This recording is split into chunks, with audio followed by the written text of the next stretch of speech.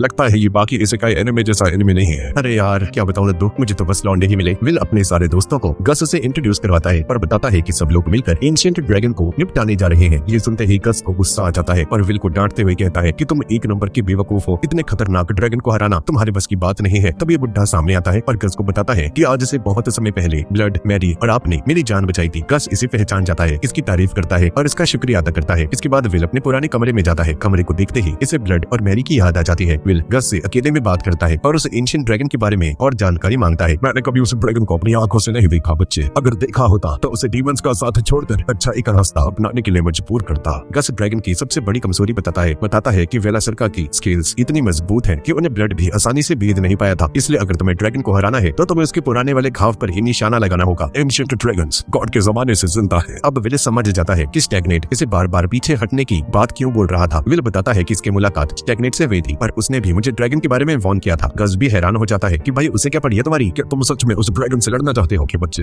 दद्दू अगर मैंने उसे नहीं रोका तो बहुत सारे बेगुनाह लोग मारे जाएंगे। हाइकिंग से लड़ने वाले हीरोज के सभी हथियार आज भी इसी शहर के अंदर सुरक्षित रखे हुए हैं। और गस इन सभी को एक पुरानी वर्कशॉप में लेकर जाता है और अपने मैजिक से एक हिडन डोर खोलता है जिसके पीछे एक बहुत बड़ा कमरा होता है जहाँ बहुत सारे हथियार पड़े होते हैं। अंदर रखे हुए सभी लेजेंडरी वेपन्स को देखकर सभी लोग हक्के बक्के रह जाते हैं। जो पसंद हो उसे उठा लो, शर्माना मत। विल एक शील्ड चूज करता है। इसे लगता है कि ड्रैगन के ब्रेथ अटैक से बचने के लिए यही सबसे काम की चीज होगी। रोफ कोई भी हथियार चूज नहीं करता है। इसे लगता है कि ताकत से ज्यादा जरूरी है अपने वेपन पर भरोसा करना और गस से इसकी स्वॉर्ड के ऊपर कुछ मैजिक वगैरह यूज करने की रिक्वेस्ट करता है ताकि इसकी स्वॉर्ड पहले से ज्यादा स्ट्रॉन्ग हो सके। मैनल एक बो चूज करता है जो कि कभी एक लेजेंडरी एल्फ वॉरियर यूज किया करता था। गस को पता चलता है कि मैनल उसी वॉरियर की ब्लड लाइन से है, इसलिए ये बो इसके लेवल को सही रहेगा। सभी लोग अपने अपने वेपन्स को चूज कर लेते हैं और विल उन सभी हीरोज को याद करता है जिन्होंने कभी हाई किंग के खिलाफ लड़कर इस पूरी दुनिया की रक्षा की थी। उनकी आत्मा की शांति के लिए प्रार्थना करता है और गस का दिल से इन सभी हथियारों का शुक्रिया अदा करता है। तब इस दुनिया को बचाने की बारी मेरी है। विल रू को एक डैगर देता है और बताता है कि ये डैगर कभी मेरे फादर का हुआ करता था, यानी कि ब्लड का। ये रो इसे रख लो। आपका शुक्रिया। रो इस डैगर को रख लेता है। बाकी लोग खाना ढूंढने के लिए चले जाते हैं पर विल और रू कैंप के अंदर रुककर सफाई करना शुरू कर देते हैं। पर रो विल से कहता है कि काश मेरा जन्म भी किसी साधारण से परिवार में हुआ होता। विल इसकी बात सुनकर मुस्कुराता है और विल कहता है कि अगर मुझे मौका मिलता तो मैं तुम्हारी तरह एक शाही परिवार में जन्म लेना चाहता। मुझे माफ कर दीजिएगा, मैं आपको इन सब में घसीट रहा हूँ, मुझे ऐसा लग रहा है। तुम चिंता मत करो, मैं जानता हूँ दोस्त मैं क्या कर रहा हूँ। अगर मैं बिना लड़े पीछे हट जाता हूँ तो मैं अपने पेरेंट्स का सामना नहीं कर पाऊंगा और जब एक दिन मैं दोबारा से गॉडेस के पास जाऊंगा तो मुझे कोई रिग्रेट नहीं चाहिए और मैं चाहता हूँ कि मैं उन्हें कह सकूं कि मैंने अपनी पूरी कोशिश की थी। इसी वजह से मैं ड्रैगन से डर के भागने वाला नहीं हूँ। और तुम्हारा भी शुक्रिया दोस्त, तुमने मुझे हिम्मत दी। सर मैं आपसे वादा करता हूँ चाहे आगे कुछ भी हो जाए आपको कभी भी अपने फैसले पर पछतावा नहीं होगा। हाँ मैं तुम पर भरोसा करता हूँ। तभी मैनल एक हिरण का शिकार करके वापस आ जाता है और इसे पकाकर खाने लगते हैं। खाना खाते हुए मैनल इन दोनों नमूनों को चिढ़ाता है क्योंकि मछली पकड़ने में दोनों में से कोई भी सफल नहीं हो पाया था। रात को विल को एक सपना आता है। बचपन वाले विल को देखता है जिसके सामने मैरी होती है। मैरी इससे पूछती है कि क्या तुम मुझसे डरते हो क्या? तुम चिंता मत करो, समय के साथ तुम्हें भूतों को देखने की आदत हो जाएगी। और ब्लड भी इसे समझाता है कि भविष्य में तुम्हें ऐसे समय का भी सामना करना पड़ सकता है जहाँ पीछे हटने का ऑप्शन नहीं दिया जाएगा, भले ही इसके लिए इसे अपनी जान ही कुर्बान क्यों न करनी पड़े। अगर तुम चाहो तो इस बात के लिए मुझसे नफरत कर सकते हो बच्चे। नहीं ब्लड, मैं आपसे कभी नफरत नहीं कर सकता हूँ। अगले दिन विल मैरी और ब्लड की कब्रों पर जाता है, इनके सामने खड़े होकर इनका शुक्रिया अदा करता है इसको इतना स्ट्रॉन्ग बनाने के लिए। ये सब कुछ आपके बिना बहुत ही मुश्किल है पिताजी और माताजी। और यहाँ से जाने लगता है। तभी गस यहाँ पर आ जाता है और गस दोबारा से विल को वार्न करता है कि एक बार दोबारा सोच लो बच्चे, वो एंशिएंट ड्रैगन बहुत ही ज्यादा खतरनाक है। पर गस को ऐसा भी लगता है कि विल ही वो इकलौता इंसान है जो कि उस ड्रैगन को मार सकता है। पर मुझे नहीं लगता कि मैं इतना स्ट्रॉन्ग हूँ। तो यहाँ से भाग जाओ बच्चे, पीछे हट जाओ। नहीं मैं पीछे नहीं हट सकता हूँ क्योंकि अगर मैंने कुछ नहीं किया तो ब्लड और मैरी निराश हो जाएंगे। उस ड्रैगन पर हमला करने का यही सबसे बढ़िया मौका है बच्चे, क्योंकि वो अभी पूरी तरह से ठीक होकर जागा नहीं है। मैं तुम्हारे साथ चल सकता था पर उस लड़ाई में मैं तुम्हारे किसी काम नहीं आ पाऊंगा। कोई बात नहीं प्लीज आप यहीं पर रहिए पर मेरे लौटने का इंतजार कीजिएगा। और अगले दिन सभी लोग दोबारा से अपने सफर को शुरू कर देते हैं पर नदी के ऊपरी हिस्से की ओर आगे बढ़ जाते हैं। ये बुढ़ा नक्शे को ध्यान से दिखता है और बताता है कि आगे काफी ज्यादा खतरनाक रास्ते आने वाले हैं और उनसे बचने के लिए मेन रिवर की जगह हमें किसी दूसरी नदी का सहारा लेना चाहिए। मैनल अपने मैजिक का यूज करता है और रास्ते का पता लगाता है पर ऐसे स्पेल्स का भी यूज करता है जो कि इनकी प्रेजेंस को हाइड कर सकते हैं ताकि आसपास के अनडेड क्रीचर्स अट्रैक्ट न हो जाएं। आगे प्राचीन elf in forest of Lothar है। इस जंगल का आयरन माउंटेन्स के साथ पुराना और खराब इतिहास रहा है, खासकर पेड़ों के काटे जाने की वजह से। तब ये सभी लोग एक अजीब से इलाके में पहुंच जाते हैं जो कि पूरी तरह से फॉग से घिरा हुआ होता है। मैनल इस जगह को देख कर कहता है कि ये जगह मुझे कुछ जानी पहचानी लग रही है। मैनल बताता है कि इस जंगल में कभी एल्व्स रहा करते थे पर उन डीमंस को एल्व्स के बारे में पता चल गया और वर्ड्स ऑफ टैबू का यूज करके पूरे जंगल को ही सड़ा दिया। इसी वजह से आसपास का पूरा इलाका बंजर पड़ा है और अब इन्हें इस जंगल के अंदर मौजूद सभी डीमंस को हराना होगा। ये सब लोग लड़ाई के लिए तैयार हो जाते हैं। तभी पानी के अंदर से बहुत सारे सर्पेंट्स बाहर निकलकर इन पर अटैक कर देते हैं। लड़ाई के दौरान विल नदी के अंदर गिर जाता है पर फिर भी खुद को संभाल लेता है और सभी सर्पेंट्स को हरा देता है। आगे बढ़ते हुए इन्हें कुछ मरे हुए लोगों के हाथ दिखाई देते हैं जो कि पानी से बाहर आ जाते हैं अचानक से ही। विल इन हाथों को पकड़ता है और ग्रेस फील्ड से प्रार्थना करता है कि प्लीज पानी में भटकते हुए इन खोई हुई आत्माओं को मुक्ति दी जाए। तभी गॉडेस दिखाई देती है और इन सभी को सही रास्ता दिखा देती है और ये सब लोग तेजी से आगे बढ़ते जाते हैं। कुछ देर बाद इन्हें अपने सामने एक हाइड्रा दिखाई देता है जो कि एक छोटी लड़की पर हमला कर रहा होता है। मैनल जल्दी से इसकी हेल्प करने के लिए आगे बढ़ जाता है और ये सब के सब हाइड्रा से फाइट करना शुरू कर देते हैं। हाइड्रा को हरा दिया जाता है पर मैनल विल से इस लड़की को ठीक करने के लिए कहता है। ये लड़की बहुत ही ज्यादा बुरी हालत में होती है पर विल इसे हील कर देता है। ये लड़की होश में आ जाती है। ये एल्फ गर्ल सभी का शुक्रिया अदा करती है इसकी जान बचाने के लिए। ये सभी लोग इस एल्फ गर्ल को बताते हैं कि हम लोग ड्रैगन को मारने के लिए एक मिशन पर निकले हैं। मैं सिर्फ 5 लोग? हाँ मैं जानता हूँ कि हम सिर्फ 5 हैं पर हमारे पास कोई दूसरा ऑप्शन नहीं था। वैसे वो हाइड्रा तुम्हारे पीछे क्यों पड़ा हुआ था? ये बहुत लंबी कहानी है। वैसे तुम्हारा गाँव कहाँ पर है? मेरा घर जंगल के थोड़ा आगे है। जैसे जैसे ये लोग जंगल की गहराइयों में जाते रहते हैं आसपास का एनवायरनमेंट डार्क होता जाता है। मैनल महसूस करता है कि यहाँ पर सिर्फ डीमंस ही नहीं बल्कि कोई और भी है। एल्फ बताती है कि ये इविल ड्रैगन का ऑरा है जिसने पूरे जंगल को दूषित कर दिया है जिसकी वजह से जंगल धीरे धीरे सड़ता जा रहा है। रू पूछता है कि उस एंशिएंट ड्रैगन का ऑरा इतनी दूर तक कैसे फैल गया। एल्फ बताती है कि उस ड्रैगन का ऑरा जमीन के अंदर मौजूद जो टनल्स है उसके थ्रू फैल रहा है। ये सभी लोग इसके गाँव पहुंच जाते हैं पर गाँव की हालत खराब होती है। गाँव के लोग कमजोर, बीमार और निराश दिख रहे होते हैं क्योंकि हवा, पानी सब कुछ दूषित हो चुका होता है। लेकिन इसके बावजूद एल्फ गर्ल मैनल इन सभी का यहाँ पर स्वागत करती है। विल सभी गाँव वालों को एक जगह पर इकट्ठा होने के लिए कहता है और अपनी डिवाइन पावर्स का यूज करके सभी बीमार लोगों को ठीक कर देता है। विल एक झील के किनारे बैठा हुआ होता है और तभी स्टैग्नेट इसके सामने आ जाता है। तुम्हें ये मिशन छोड़ देना चाहिए बच्चे। अगर तुमने ड्रैगन का सामना किया तो तुम्हारी मौत निश्चित है। तुम मेरे राइट हैंड मैन बन जाओ। हम दोनों मिलकर उस ड्रैगन को हरा सकते हैं और उसके बाद पूरी दुनिया पर राज कर सकते हैं। चले जा यहाँ से काले कौवे, तुम मेरे दुश्मन हो। स्टैग्नेट यहाँ से चला जाता है। अगली सुबह ये लोग जंगल के और अंदर तक जाते हैं। इनका मिशन उन सभी डीमन बीस्ट को हराना होता है जिन लोगों ने जंगल के लॉर्ड की कंट्रोल को अपने हाथ में ले रखा है। इन सभी के सामने बहुत सारे डीमंस आते हैं पर एक के बाद एक सभी को हराते जाते हैं। तब इनके सामने एक ऐसा पेड़ आ जाता है जो कि डीमन बीस्ट के अंडों से भरा हुआ होता है। मैनल अपनी पावर्स का यूज करके इस पेड़ को हील करना शुरू कर देता है और पेड़ के साथ साथ जंगल में फैले हुए सभी करप्शन को भी साफ कर देता है। देखते ही देखते हर तरफ हरियाली हो जाती है। एल्फ इनका शुक्रिया अदा करती है और विल एल्फ से सबसे पास वाली कोई अंडरग्राउंड टनल दिखाने के लिए कहता है जो कि सीधा रस्ट माउंटेन्स की तरफ जाती है जहाँ पर वो ड्रैगन रहता है। एल्फ इन सभी को वेस्ट गेट तक लेकर आती है। ये आयरन कंट्री के अंदर एंटर करने का मेन गेट होता है। ये गेट खुल जाता है और ये सब के सब आयरन कंट्री के अंदर एंटर कर जाते हैं। एल्फ इनके साथ नहीं जाती है और इनकी सुरक्षित लौटने के लिए प्रार्थना करती है और ये सभी लोग आगे बढ़ जाते हैं। मुझे ये जगह कुछ ज्यादा ही खतरनाक लग रही है। जी लॉर्ड, आपने सही कहा। यहाँ का माहौल कुछ ज्यादा ही हैवी है। कुछ ठीक नहीं लग रहा। सभी लोग सावधान रहना। आसपास ट्रैप्स हो सकते हैं। हमारा सामना डीमंस से है और उनमें से कुछ तो उड़ भी सकते हैं। बिल्कुल अलर्ट रहना। तभी मैनल को एक ट्रैप नजर आ जाता है। इन सभी को रोकता है और सावधानी से इसे डिसेबल कर देता है। ग्रुप आगे बढ़ जाता है। ये कुछ अजीब नहीं लग रहा क्या? अभी तक एक भी डीमन ने हम पर हमला नहीं किया है। मैनल कहता है कि इसे लगता है कि सभी डीमंस हॉल ऑफ स्टोन में इकट्ठा हो रहे हैं और वो सब के सब हम पर एक साथ हमला करने की तैयारी कर रहे होंगे। तभी इसे एक अजीब सी आवाज सुनाई दी जाती है। ये सभी लोग अलर्ट हो जाते हैं और लड़ाई के लिए तैयार हो जाते हैं। तभी सुरंग के अंदर से एक बहुत बड़ी स्केलेटन आर्मी बाहर निकलती है। ये बुढ़ा इन्हें पहचान जाता है और ये सभी लोग इन्हीं के एलाइज हैं। रू इन सभी को आयरन किंगडम के बारे में बताता है कि अब वो पूरी तरह से डीमंस के कब्जे में आ चुका है। इनके सारे सोल्जर्स और राजा तक मारे जा चुके हैं पर रू इन्हें भरोसा दिलाता है कि हम आयरन किंगडम को दोबारा से तैयार करेंगे और इन सभी वॉरियर्स से कहता है कि अब तुम सभी का काम पूरा हो चुका है और अब तुम शांति से दूसरी दुनिया में जा सकते हो। पूरी स्केलेटन आर्मी धीरे धीरे गायब होनी शुरू हो जाती है। इनकी आत्माएं आफ्टर लाइफ की ओर चले जाती है। तभी आगे चलकर इन्हें बहुत सारे डीमंस मिलते हैं जो कि इन पर अटैक कर देते हैं। ये सभी लोग इनके साथ फाइट करते हैं और तभी इन्हें अपने सामने रोशनी दिखाई देती है। ये सभी लोग जल्दी से आगे बढ़ते हैं और ये सब लोग हॉल ऑफ स्टोन में आ जाते हैं जहाँ पर एक डीमन एक थ्रोन के ऊपर बैठा हुआ होता है। रू आगे बढ़ता है इसके साथ लड़ने के लिए और विल से परमिशन मांगता है कि महाराज, मैं इस डीमन को हराकर इस किंगडम को आजाद करवाना चाहता हूँ। विल भी इसे परमिशन दे देता है पर मैनल इससे कहता है कि भाई क्या तुम श्योर हो ना? ये रू हरा देगा इसे? वो मर भी सकता है। मुझे रू पर विश्वास है। अगर कुछ गड़बड़ होती भी है तो मैं जल्दी से बीच में आकर रू को बचा लूंगा। तुम चिंता मत करो। इस डीमन और रू के बीच में फाइट शुरू हो जाती है। तभी डीमंस की एक बहुत बड़ी आर्मी यहाँ पर आ जाती है और बाकी सभी भी लड़ाई में बिजी हो जाते हैं। दुश्मन बहुत ही ज्यादा होते हैं और ये खुद सिर्फ 5 पर आखिरकार हर एक डीमन को खत्म कर देते हैं। रू भी इस डीमन को हरा देता है और ये हॉल इनके कब्जे में आ जाता है और इस किंगडम को आजाद करवा दिया जाता है। लड़ाई खत्म होने के बाद विल सिंहासन का क्राउन उठाकर रू के सर पर रख देता है।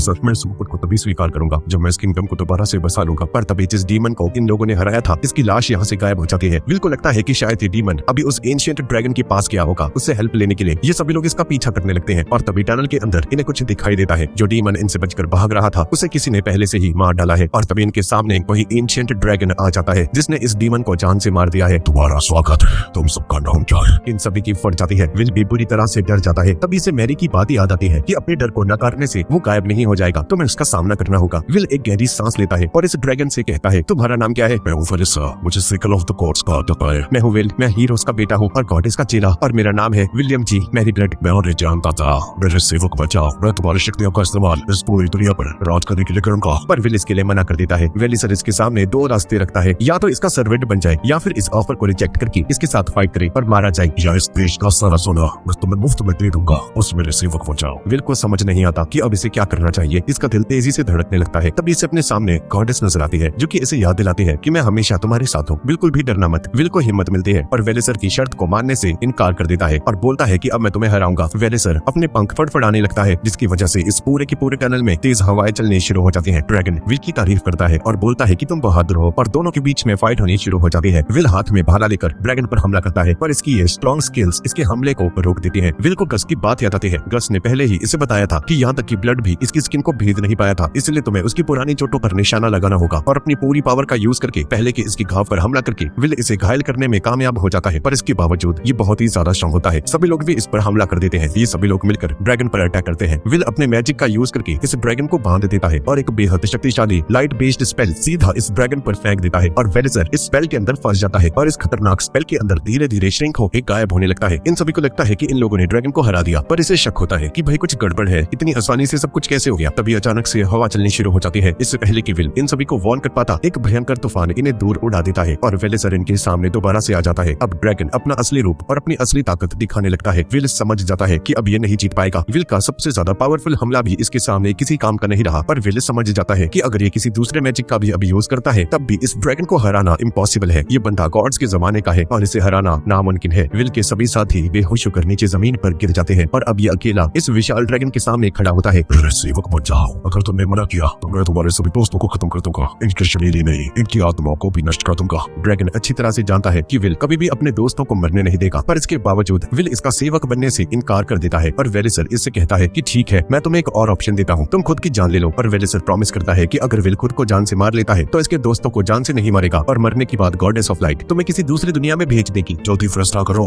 पर विल इसके लिए भी मना कर देता है, मैं तुम्हारी शर्तों के आगे कभी नहीं झुकने वाला। तुम्हारे दोस्त तुम्हारे चर्च और विल कहता है कि इन सभी ने अपनी मौत को पहले ही स्वीकार कर लिया था, यहाँ पर आने से पहले ही, और मैं अपनी आखिरी सांस तक तुमसे लड़ूंगा। ऐसा बोलकर दोबारा से ड्रैगन पर अटैक कर देता है। इसकी स्पीयर भी टूट जाती है और अब विल के पास सिर्फ एक ही ऑप्शन बचता है, इसकी cursed demon blade over eater. और विल अपनी सारी उम्मीदें इसी डीमन स्वॉर्ड के ऊपर लगाकर ड्रैगन की तरफ आगे बढ़ जाता है, इसे जान से मारने के लिए। पर ये ड्रैगन इस ब्लेड के असर और इसकी कमजोरियों के बारे में पहले से जानता होता है। ये ड्रैगन विल को अपने करीब आने ही नहीं देता है और इसके हर एक अटैक को रोक देता है। और अब ड्रैगन अपना भयानक ब्रेथ ऑफ फायर छोड़ देता है। विल को लगता है कि अब ये नहीं बच पाएगा, लेकिन तभी गॉडेस ऑफ लाइट का एक चमकता हुआ हेराल्ड इसके सामने आकर इसकी जान बचा लेता है। ये देखकर वेलिसर को गुस्सा आ जाता है और बोलता है कि मामूली सा हेराल्ड मेरा कुछ नहीं बिगाड़ पाएगा, एक गॉड भी मेरे सामने कुछ नहीं कर सकता है। वेलिसर अपनी पूरी ताकत लगाकर विल की शील्ड को तोड़ देता है। विल दूर जाके गिरता है। अब तुम्हारा खेल खत्म। वेलिसर एक आखिरी हमला करने के लिए तैयार होता है, पर इससे पहले कि वेलिसर का यह हमला विल को लग पाता, स्टैग्नेट यहाँ पर आ जाता है और वेलिसर के हमले को रोक दिया जाता है। स्टैग्नेट कहता है कि विल मेरा दुश्मन है और मैं उसे बचाने यहाँ पर नहीं आया, मैं बस तुम्हें हराने आया हूँ। ये ड्रैगन स्टैग्नेट का मजाक उड़ाता है। स्टैग्नेट बोलता है कि क्या तुम्हें मालूम भी है कि तुम इस वक्त कहाँ पर खड़े हो? ये आयरन कंट्री की वही जमीन है जहाँ बहादुर डॉर्फ वॉरियर्स ने अपनी आखिरी लड़ाई लड़ी थी। स्टैग्नेट अपनी पावर्स का यूज करता है और सभी मरे हुए डॉर्फ वॉरियर्स की एक आर्मी को समन कर देता है, पर इन सभी को डॉर्फ किंगडम के पुराने राजा लीड कर रहे होते हैं। राजा विल को एक लेजेंडरी स्वॉर्ड देता है जो कि जनरेशन से इनके पास